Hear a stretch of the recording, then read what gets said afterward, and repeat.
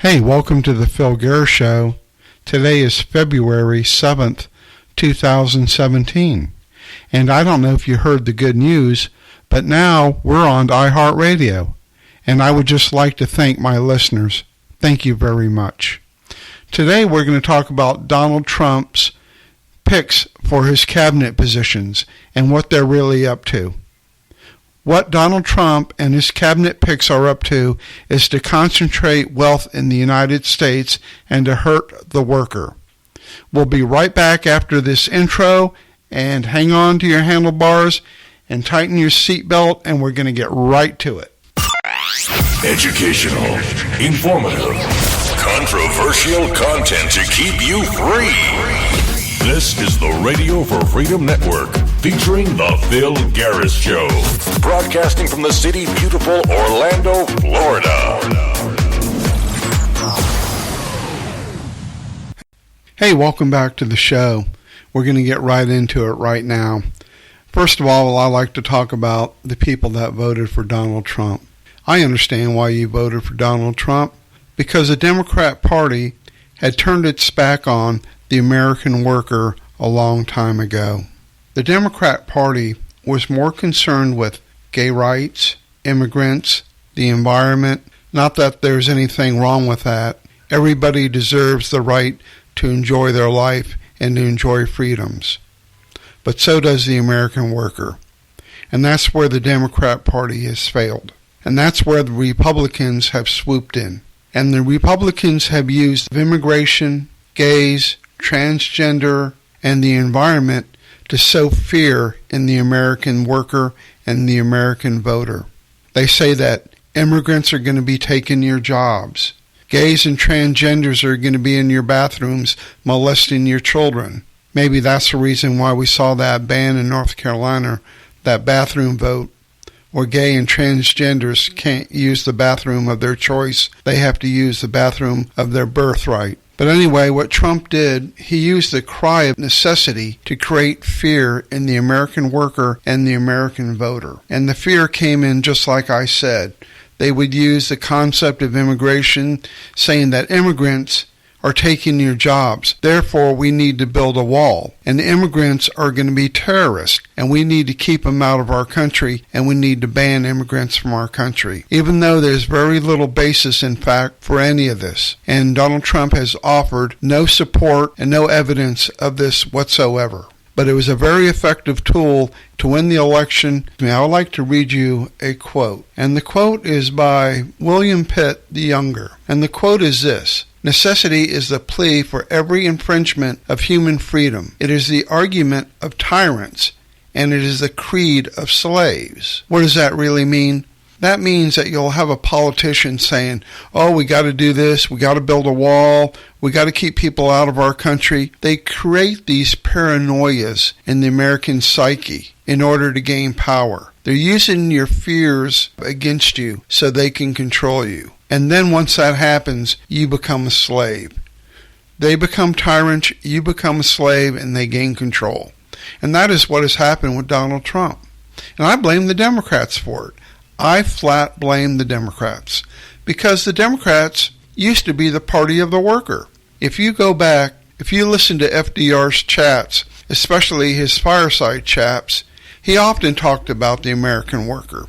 He also made the New Deal, which he put the American worker back to work. He made it possible for the American worker to buy a washing machine. He made it possible for the American worker to buy a car. He put the American economy back in gear. The Democrats have lost sight of that. They concern themselves with things that don't support or help the American worker, and with issues that can be turned around and bent and used against them, just like the Republicans have. I would like to talk about what Donald Trump is really up to. He is not interested in the American worker. He acts like it is, and he preys upon your fears and your own prejudice. What he's really after, concentration of wealth for himself and for his buddies. If you just look at some of his cabinet positions, or some of his cabinet picks, I should say, you'll see exactly what's going on.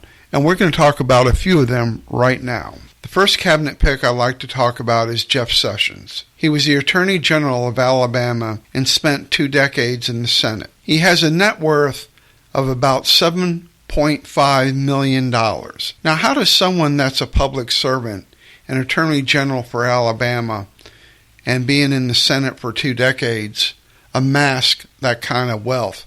Makes you wonder, doesn't it? It has been alleged that Sessions is a racist.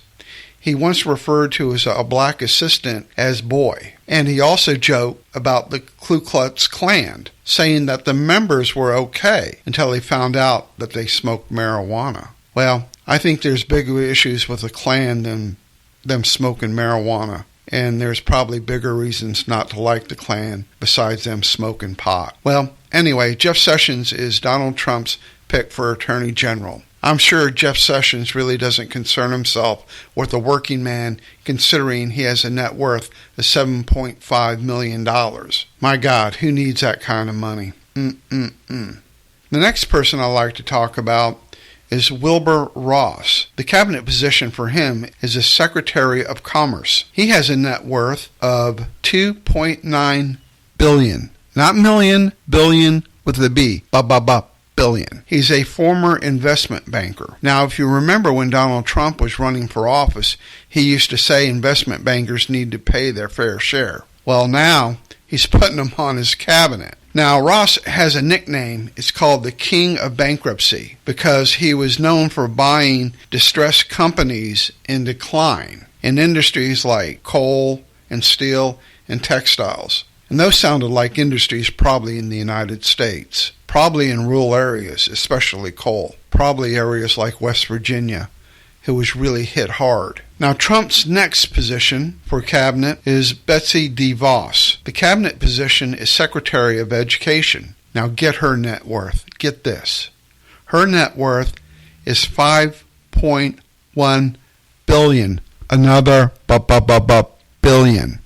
Can you imagine that kind of money? I don't know. You'd probably need a room in your house to store that kind of money. Anyway, she's from the Amway Corp, and I guess they own a basketball team in Orlando, Florida. And she's a driving force behind the Republican Party. I believe she was a former chair of the Republican Party of Michigan. She's picked to be Secretary of Education, but she has no experience being teacher, a teacher's assistant, or principal, or as far as I know, any occupation in education at all. They favor school choice, school vouchers.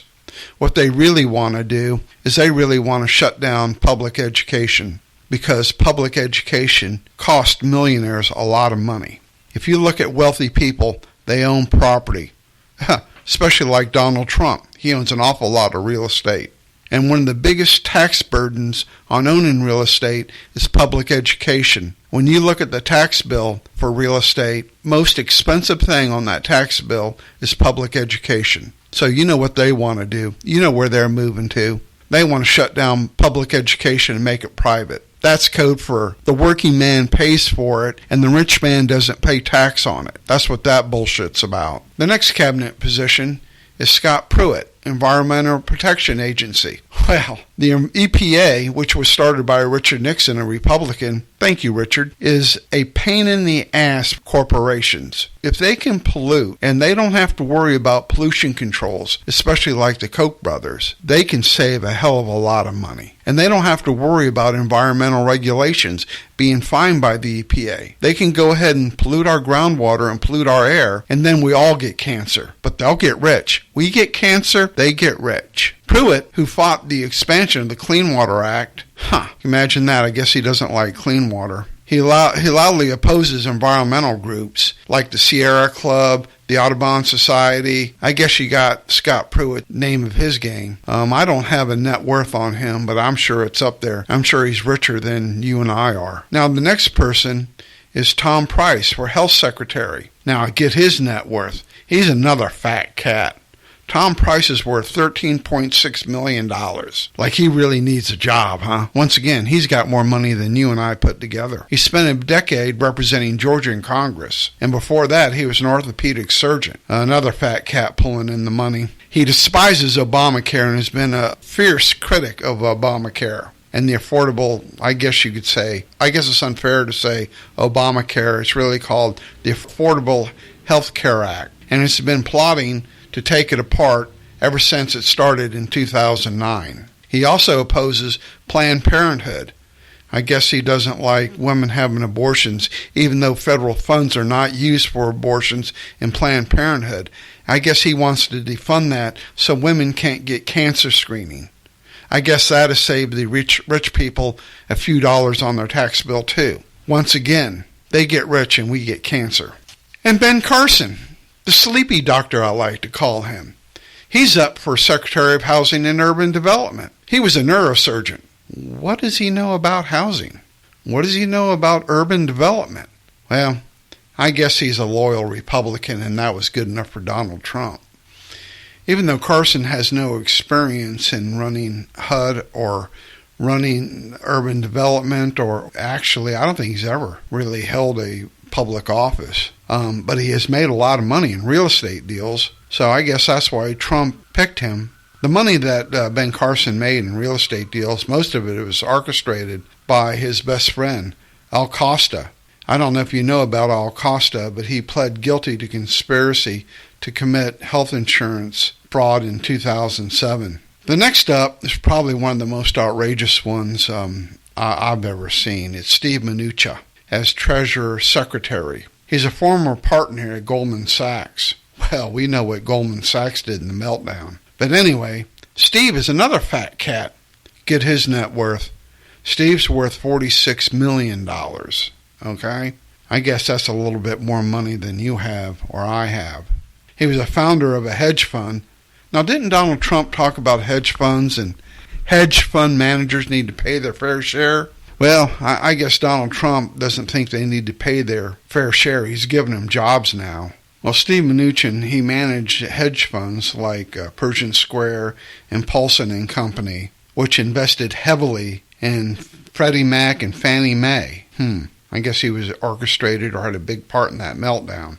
But anyway, after the meltdown, the government took over both firms, bailing them out of a financial mess. I can't imagine the money that cost us. But this person that helped orchestrate the financial meltdown, a partner at Goldman Sachs, a billionaire hedge fund manager that controlled Pershing Square and Paulson and Company, which invested heavily in federal mortgages that failed, and the government bailed him out, and now he's going to be Treasurer of Secretary.